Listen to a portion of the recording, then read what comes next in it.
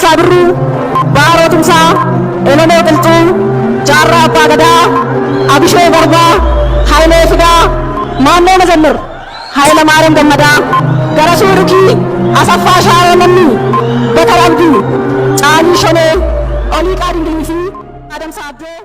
Gulgumus keessatti haleellaa raawwatame ilaalchisuun gabaasa biyyarraa nu dhaqqabe qabna. Keeniyaan uggura sababa COVID-19 keessa kan akka mana dhugaatiirraa kaastee jirti lamaanuu gabaasaalee oduu keessaati. Waldaan Kiristaanaa Ortodoksii buufata lallaba Shawaa Bahaa Adaamaatti akka ayyaana masqalaa hin ayyaaneffanne dhorkamne jedhe gumiin abbaa gadaa har'a waa'ee ayyaaneffannaa irreechaa fuuldura keenyaa irratti har'a ibsa kennanii jiran lamaanuu gabaasaalee oduu boodaati. Gubaan masqalaa uummata Oromoo Matakkal keessa jiraatu biratti baay'ee ayyaaneffatama. Qophii waa'ee uummata Oromoo irratti gara boodaa dhiyeessina. Hanga xumura sagantaa keenyaatti nu waliin turaan afeerraa keenya dhaggeeffatoota keenya piroodiwusariin tamsaasa har'aa Nugusuu Taamiree, tamsaasa intarneetiif miidiyaa hawaasummaa akka qindeessitu immoo Tigisti Gammeeti. Oduu addunyaaf gara jaallanneettoota dhaggeeffatoota keenya oduun har'aaf qabnu kunoo. Haleellaa lammiiwwan irratti irra deddeebi'ee dhaqqabaa jiru ittisuuf seerri jiru hanga eeyyametti mootummaa federaalaa fi bulchiisa naannoo Gumuz waliin hojjechuuf qophii ta'u mootummaan bulchiisa naannoo Amaaraa beeksisee jira. Kana irratti gabaasaa Asteer Misgaanaa ergite tujubee dhiyeessa. Bulchiisa naannoo Beenishaangul Gumuz godina Gubbaaf Matakkal keessa dhalattoota Amaaraa irratti haleellaa irra deddeebi'ee raawwatamu bulchiinsi naannoo Amaaraa balaaleffataa ture. Hoogganni sadarkaa olaanaa humnootii nageenyaaf raayyaa ittisa biyyaa wajjin ta'uun rakkoo kana dhaabsisuuf yaalii godhaa utuu jiranii fulbaana 14 bara 2013 godina Matakkal aanaa Daangur keessatti haleellaa biraan geggeeffame. Gochi kunis bulchiinsa naannoo Amaaraa akkaan kan mufachiiseef humnootii farreen nageenyaa haleellaa kana geessisan kanneen deeggaran hoogganni tokko akka jiran hubatamuu daayirektarri koominikeeshinii obbo Gizaachoo Mul'una dubbataniiru. ከነሱ ውስጥ በየደረጃው የነዚህን የጽንፈኛ ቡድን አካላትን ተልኮ የሚቀበል እና እንዲህ አይነት ድርጊት እንዲፈጽም የሚፈልግ ለዘብተኛ የሆነ ችግሩ isaan keessa sadarkaadhaan ergama garee finxaaleeyyii kana kan fudhatu gochi akkasii akka raawwatu ka barbaadu maalla dhibdeen kan adeemu rakkoon sun uumamuu baates lammiiwwan yoo du'an du'uu baatanis nama dhimma hin qabaannetu nu gidduu jira. Kun hoogganarra hedduun ilaallatu. Hedduun hooggansaa gaariidha. Hoogganni gaariin hooggana jijjiiramaati. Garuu lammiiwwan kanneen nama ajjeesan dhufaniiru ajjeesuuf jedhu dhaqqabiifutuu jedhamu kanatu dhaga'u dhaabsisuu kan hin dandeenyeef humna dhaqqabnetu argamaa jira waan ta'eef kun ta'e jedhee naannoo Amaaraarra dhiibbaa kan kaa'uuf naannoo sana keessa kan jiraatudha. Walumaa gala godinichuma biyya addaa miti jedhan. Ittaanaa muummichi ministeeraa Dammaqa Makonnin Ministeerri nageenyaa Mufriyaat Kamiiliif bulchaan bulchiinsa naannoo Beenishaangul Gumuz obbo Ashaadli Hasan yaada furmaataa irratti dubbachuuf waliigalteerra ga'aniiru. Gama kaaniin gumiin mirga dhala namaa kan Itoophiyaa dhimma kana irratti ibsa baaseen mootummaan bulchiinsa naannoo Beenishaangul Gumuz keessatti namoonni lubbuun jiraachuuf akkasumas nageenyi isaa akka eegamuuf mirga qabaa jedheera jechuudhaan Asteer Misgaanaa gabaasteetti. Godina Matakkal keessatti rakkoo nageenyaa uumame keessaa harka qabu akkasumas maalla dhibdeen ilaalan kan jedhaman itti gaafatamtoonni hojii 45 kanneen hanga sadarkaa aanaatti jiran aangoorraa akka ka'an seera duratti akka dhiyaatan ta'u waajjirri paartii badhaadhinaa beeksisee jira. Godina Haadiyyaa magaalaa Hosaanaa keessatti mirkaniin lafaa kan damaraa waan dhorkameef jecha ayyaanni masqalaatuun kabajamin hafuu waldaan Ortodoksii Itoophiyaa waajjirri damee Haadiyyaaf silxee beeksisee jira.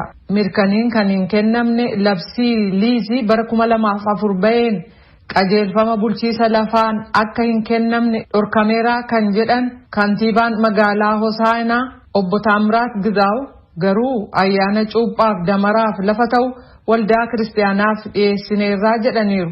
Obbo Taamiraat qaama dhimma laalu wajjin dubbachuu isaanii ibsuudhaan furmaanni garuu adeemsa seera qofaan kan argamu ta'uu ibsaniiru jechuun Yoonataan Zabdiyoos gabaaseera. Dura taa'aan paartii Baaldaraas Iskindir Naggaa fi kanneen biroo 3 mirgi wabiin gadhiifamuu dhorkamanii jiru.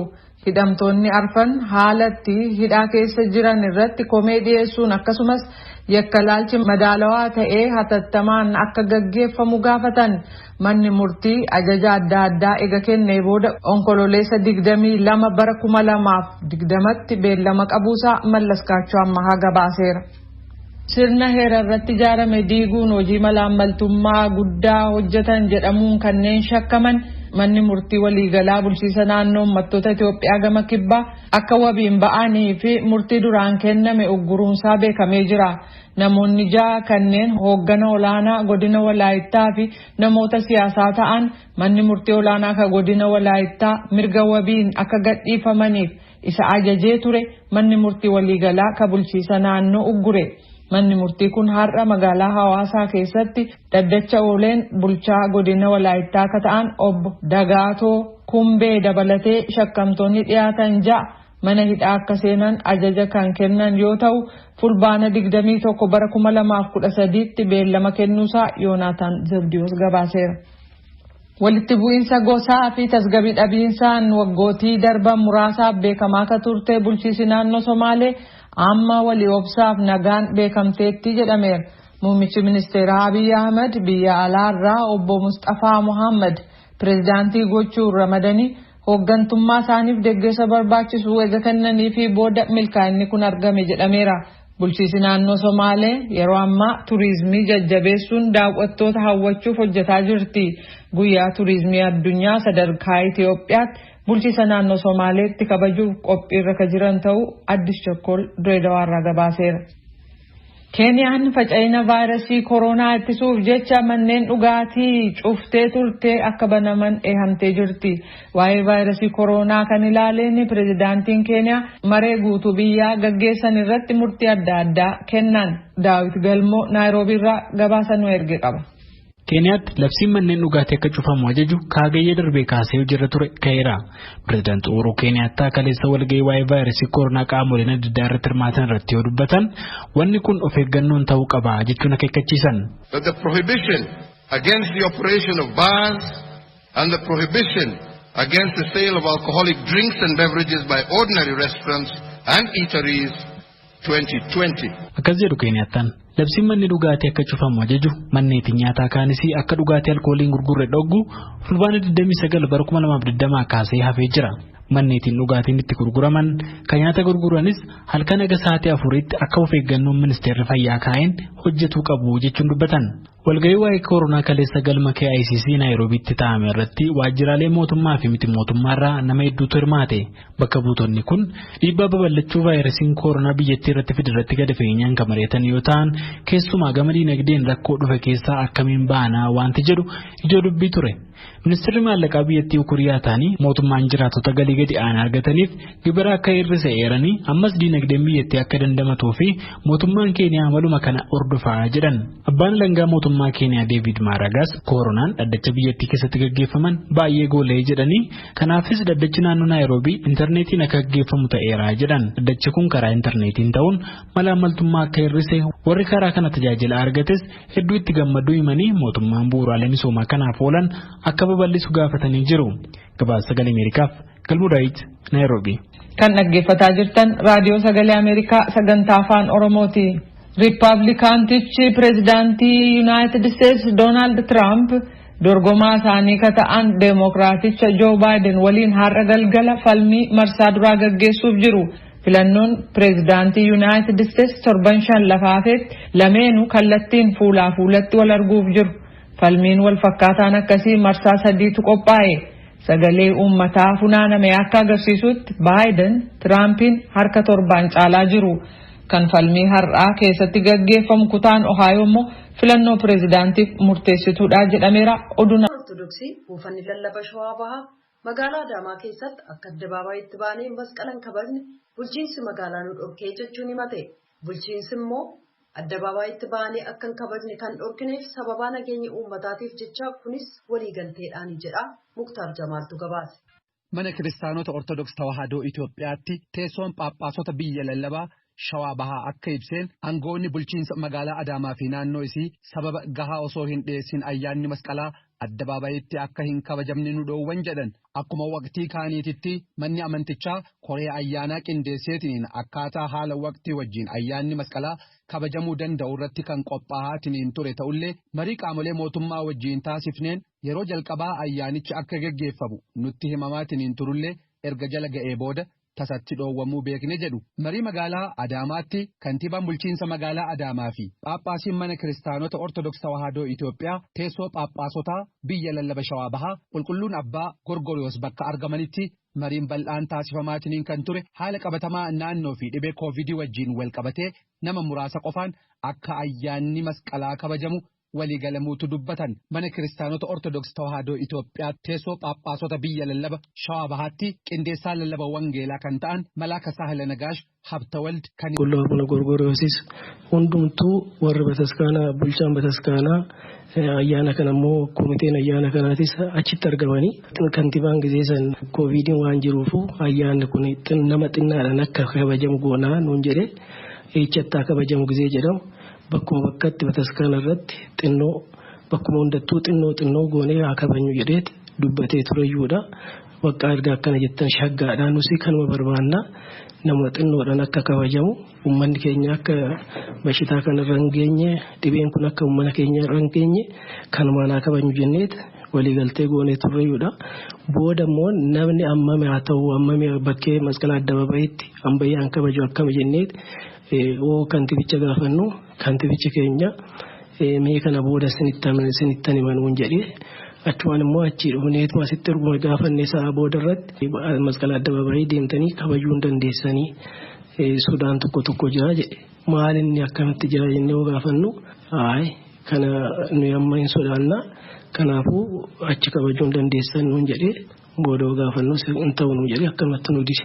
Achumaan immoo aduu bultii 13 deemnee yoo gaafannu baqqaan kabajanii dhowwame kana achitti kabajuu hin dandeessanii bataskaana keessatti iyyuu nama xinnoo nama xiqqaa ta'e malee namni baay'atee tokko kabajuu hin danda'amu nuun jedhee akkanumatti nu dhowwan. Teessoon Phaaphaasota biyya lallaba Shawaa Bahaa rakkoo koovidiitiin wal qabateetiin hawaasa keenya mudachuudhaa maluuf yaaddoo fi sodaallee qaba isaafis of eeggannoon taasifamaatiin ture kan jedhan abbootiin amantaa kunniin marii mari'atamaatiin tureen waliigalteen irra gahamullee sababa gahaa osoo hin dhiyeessin ayyaanni masqalaa addabaabayitti akka hin kabajamne ugguramne jedhu.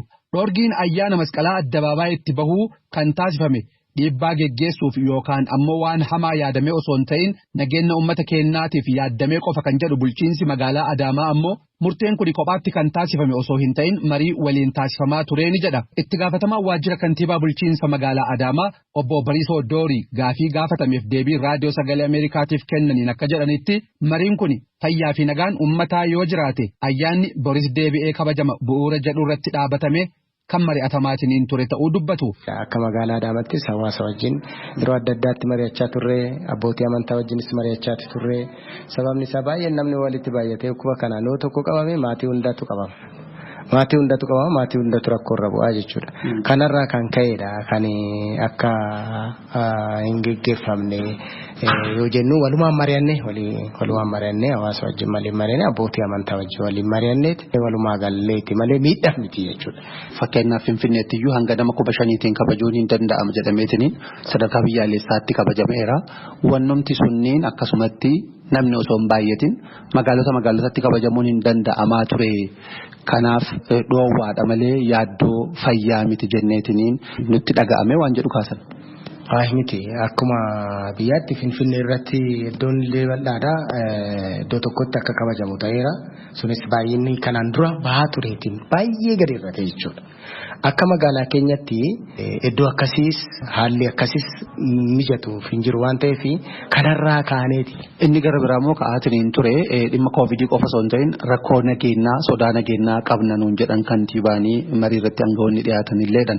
Sodaan nageenyaa ayyaana kana hambisuudhaan danda'u maaltu ture? Kanatti fayyadamee carraa kanatti fayyadamee fulbaana 30 booda mootummaan hin jiru maaliin jiru warri jedhan gareen fedhii isaaniitiif qofa waa'ee hawaasa ayyaanni hin jiru.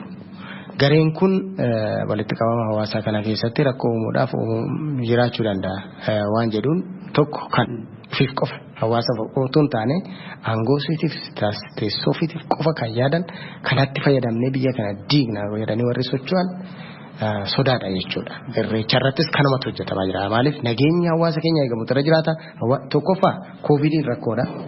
Lammaffaa nageenya hawaasa keenyaa immoo eegamutu irra jiraata. Obbo Bariisoon akka jedhanitti rakkoo haala qabatamaa jiru xiyyeeffannaa keessa taasisuudhaan qofa ayyaanni masqalaa kan bara kanaa addabaabayitti kabajamuu dhabuusaa jiraattonni magaalaa keenya akka nuuf hubatan gaafanna jedhan. Hawaasni keenya fayyaa fi nagaa tasgabbii yoo qabaate garuu ayyaana wal fakkaataa yeroo biraallee kabajuun kan danda'amu ta'uu dubbatan. Ayyaanni Irreechaa bara kanaa sababaa weerara COVID-19 haala rakkoo nageenyaa amma jiru bu'uura taasifate akka kabajamu gamtaan abbootii gadaa Oromoo beeksise.